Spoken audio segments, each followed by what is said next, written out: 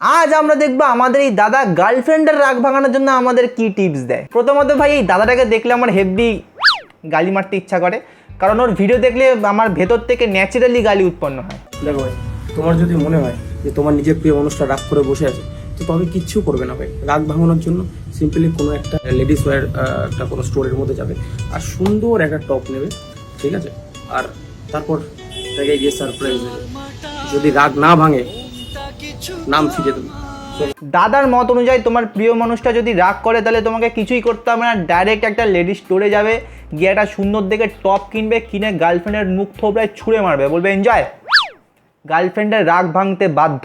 এবার দেখো, আমি বিগত 4 বছর ধরে একটা রিলেশনশিপে ছিলাম, তো আমি জানি যে গার্লফ্রেন্ডরা অন্তত 1-2 বার রাগে না, যে 1-2 বার রাগলো আমি 2টো টপ কিনে দিলাম গার্লফ্রেন্ড মেনে গেল।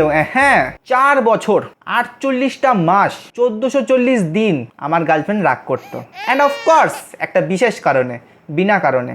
আর যদি কোনো সময় জিজ্ঞেস করা হতো যে এত রাগ কিসের জন্য, তো তার কাছে একটা আন্তর্জাতিক রিপ্লাই থাকতো যে মানুষ তার ওপরই বেশি রাগ দেখায় যাকে সে খুব বেশি ভালোবাসে। আর আমি স্যাড টু সে যে আমার গার্লফ্রেন্ড আমাকে খুব বেশি ভালোবাসত।